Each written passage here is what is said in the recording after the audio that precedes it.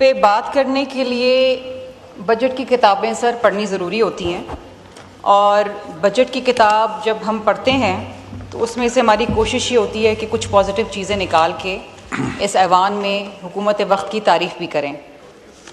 Sir, minister for finance की speech भी सुनी और फिर उनकी पोस्ट बजट कॉन्फ्रेंस भी सुनी। सर, कुछ चीज़ें बड़ी अच्छी लगी सुनने में। जिस तरीके से मैक्रो इकोनॉमिक इंडिकेटर्स की उन्होंने बात करी कि वो उसकी ट्रेजेक्ट्री बड़ी अच्छी जा रही है, इंटरेस्ट रेट्स कम हो गए हैं, इन्फ्लेशन 4.7 हो गया है। सर, ये बातें सुनने में बड़ी अच्छी लगी, लेकिन जब सर बजट स्टेटमेंट पढ़ा और बजट की आदाद व शुमार देखे तो उसमें जो सबसे भयानक चीज़ थी वो ये थी कि इस वक्त पाकिस्तान में हम सब, आप समेत, मुझ समेत, हम सब समेत, वी आर अंडर डेट, हम कर्जों में डूबे हुए हैं। 76 trillion is our debt. Sir, जिस मुल्क के अंदर 70% बजट जो है वो कर्जे देने में और कर्जों के ऊपर जो सूद है उसके देने में चले जाए, वो मुल्क किस तरीके से तरक्की कर सकता है।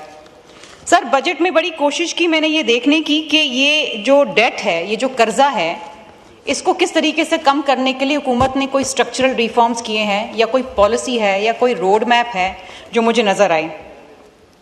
सर, तकलीफ़ इस बात की हुई कि बहैसियत एक बहुत ही अहम इत्तेहादी हुकूमत की मुझे यहाँ पर खड़े होके अफसोस से कहना पड़ता है कि इस पूरी बजट स्पीच में, पूरी बजट स्टेटमेंट में, पूरी PSDP के अंदर मुझे ऐसी कोई चीज़ नज़र नहीं आई। सर, जिस मुल्क के अंदर FBR का चीफ ये एतराफ़ करे कि there is a tax lapse of 7.1 trillion, 7.1 trillion, sir तकरीबन कोई ये 21 बिलियन डॉलर बनता है, 21 बिलियन डॉलर।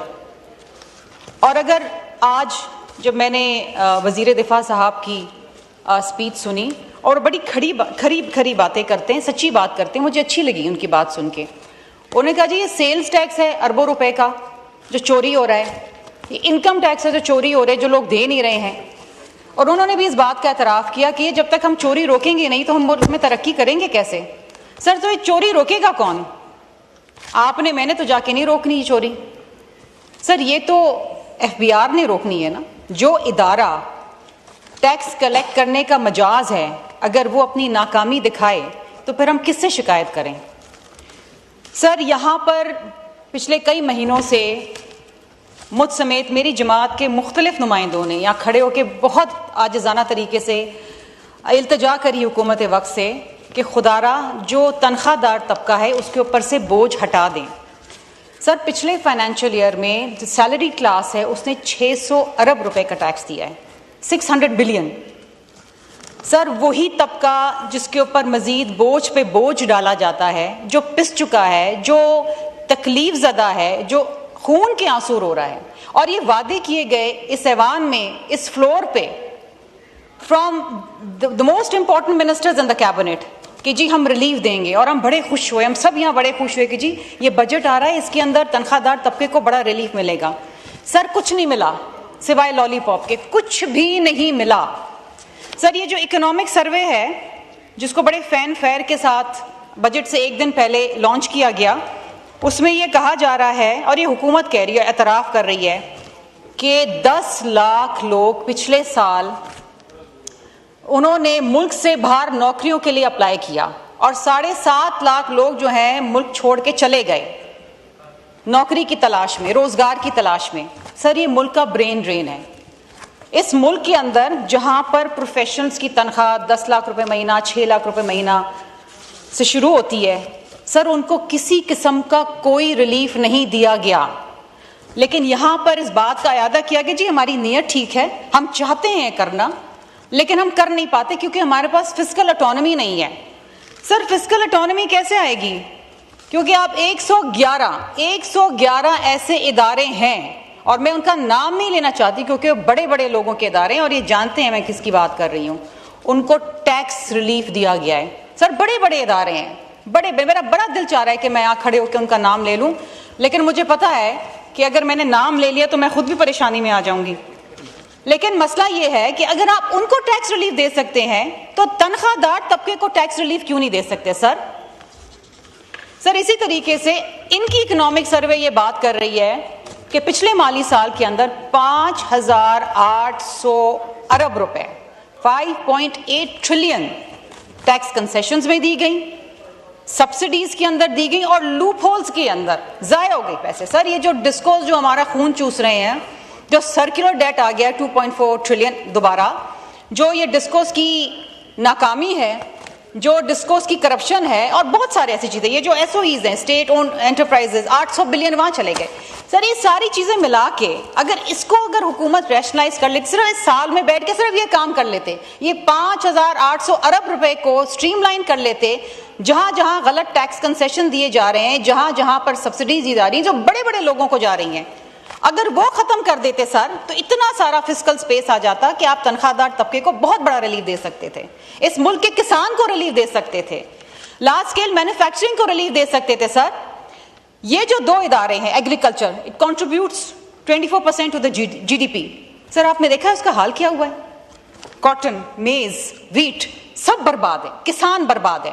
पिछले साल खड़े होके यहाँ पर रो के हमने बारदाने के ऊपर बात की, रो के ऊपर कि कौम को चूना लगा दिया गया, इंपोर्ट कर लिया गंदम जबकि पड़ा हुआ था, किसान मर गया, रोए हम, पीपल्स पार्टी चिल्लाती रही, रोती रही, बोलती रही। सर 3 कमेटियां बैठाई प्राइम मिनिस्टर साहब ने, मुझे उनकी नीयत पे कोई शक नहीं है, 3 कमेटियां, इंक्वायरी कमेटियां बैठाई सर, 1 साल हो गया है, किसी एक इंक्वायरी कमेटी की रिपोर्ट हमारे सामने नहीं आई कि जिम्मेदार कौन है, किसी को सजा मिली, कोई पैसा रिकवर हुआ। वो पैसा ही रिकवर कर लेते सर, अरबों रुपए के पैसे रिकवर करते और देते इन तनख्वाहदार तबकों को, देते इन किसानों को वापस, जिनकी जेबें काटी, जिनके घर बंद हो गए, जिनके चूल्हे बंद हो गए। सर किसी को कुछ नहीं मिला।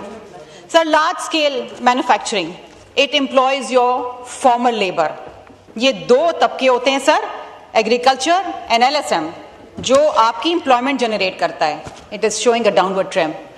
सर बिजली महंगी, टैरिफ्स इधर उधर, टैरिफ्स, किसी को टैक्स कंसेशन है, किसी को इतनी बड़ी बड़ी टैक्स लगा दी है। सर कैसे चलेंगे आप इस मुल्क के अंदर, मईशत चलाएंगे कैसे? Can we have a road map? Can somebody, and there's nobody। अब आप ये देखें सर, ये हम बैठे हुए हैं, ये हम हुकूमत में नहीं है, हम इत्तेहादी हैं, इस हुकूमत को कंधा दे के बैठे हुए हैं हम यहाँ पर, ठीक है। एक वजीर यहाँ पर सामने नहीं बैठा हुआ, वो बेचारे अता तारड़ साहब आ जाते हैं, उनकी मेहरबानी है, और एक तारक फजल चौधरी बेचारे, उनकी मेहरबानी है। सर एक बंदा नहीं है, हम अगर तजवीज भी दे रहे हैं, शिकायत कर रहे हैं, जो लिखने वाला कौन है? There is not a single person over here from finance sir. Sir ये तकलीफ है और इत्तेहादी बैठे हुए। सर हम किसको सुनाएंगे? बात करने का फायदा क्या है यहाँ पर? क्या फायदा है बात करने का? क्योंकि जवाब देने वाला तो कभी कोई नहीं होता है। सर बात ये है कि एक जंग आप अपने सरहदों पे लड़ रहे हैं, जो आपके फौजी लड़ रहे हैं, और हम सलाम पेश करते हैं कि उन्होंने तो कमाल कर दिया कि इस मुल्क की इज्जत भी बचा ली, सरहदें भी बचा ली, और इस मुल्क की रेपुटेशन भी बचा ली, इस मुल्क की सोवरेनिटी भी बचा ली। लेकिन मुझे बताएं सर, एक जंग जो हम यहां पर लड़ रहे हैं अपनी बैलेंस शीट के अंदर, उसको कौन सही करेगा? सर हम अपने स्कूलों के अंदर जंग लड़े, हमारे अभी भी 26 मिलियन बच्चे स्कूल से बाहर हैं।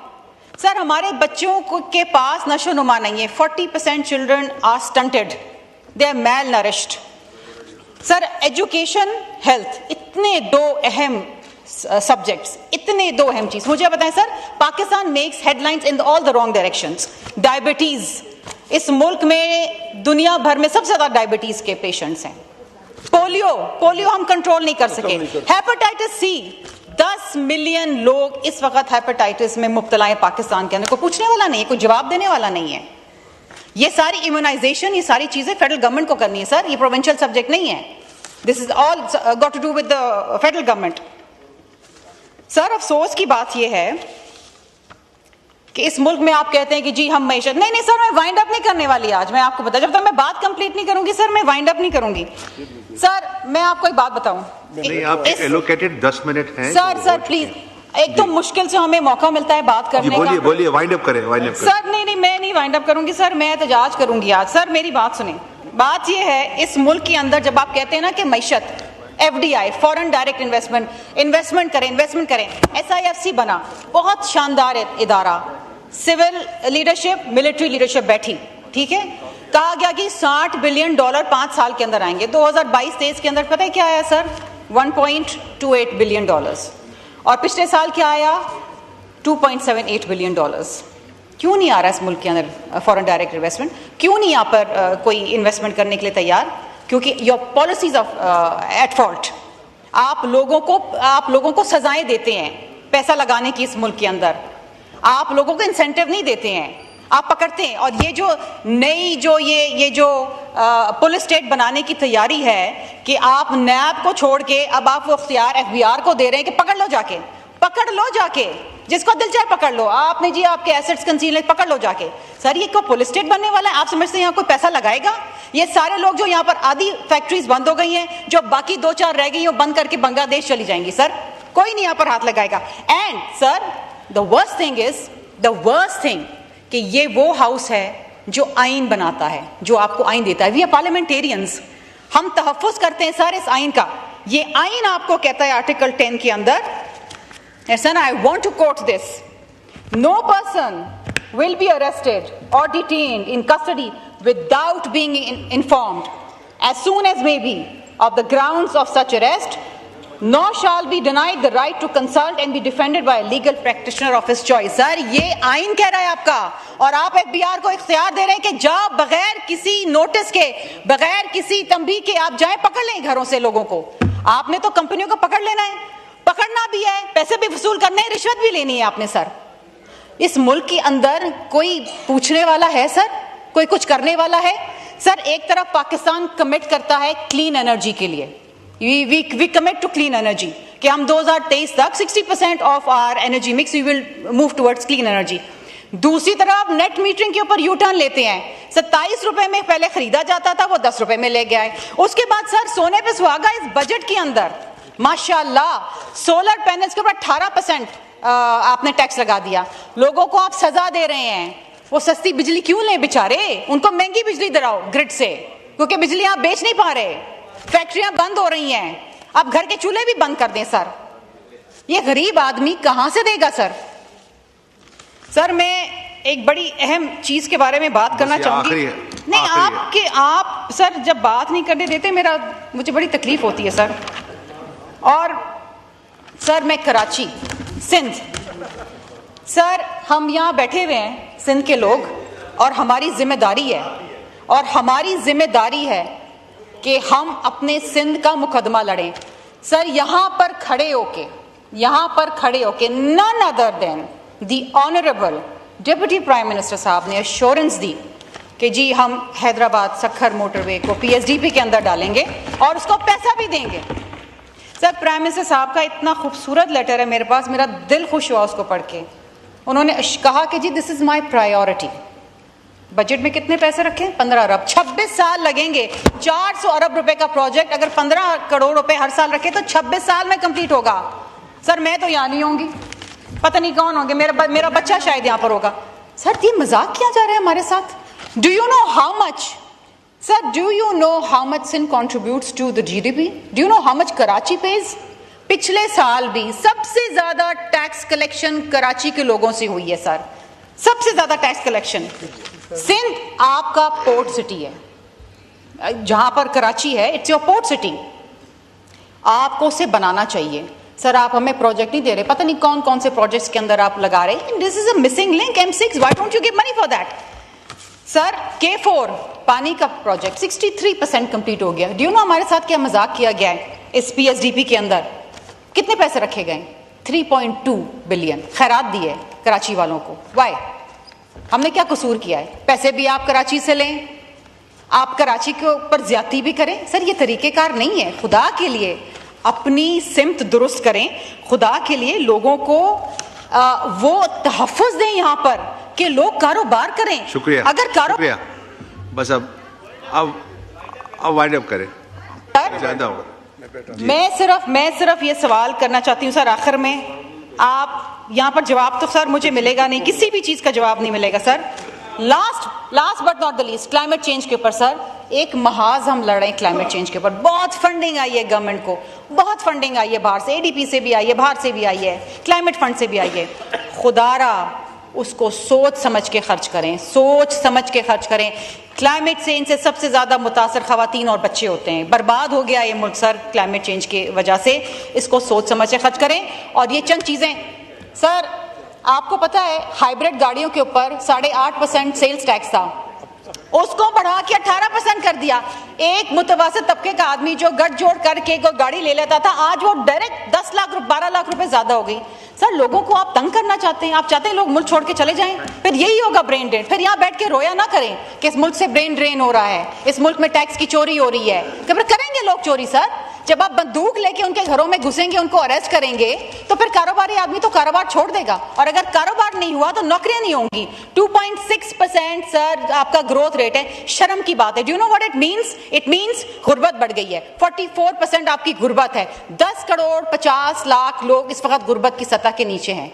कुछ आपने कोई सोशल नेटवर्क प्रोग्राम नहीं दिया। वही BISP जो बेनजीर भुट्टो शहीद साहिबा की याद के अंदर पाकिस्तान पीपल्स पार्टी ने 2008 में शुरू करी थी, उसके बाद आज कोई गवर्नमेंट आज तक कोई पावर्टी एलिवेशन प्रोग्राम नहीं ला सकी। और उसमें भी आपने 21% बढ़ाया है, जहां आप इतने बड़े बड़े कंसेशन 111 इदारों को दे देते हैं अरबों रुपए के।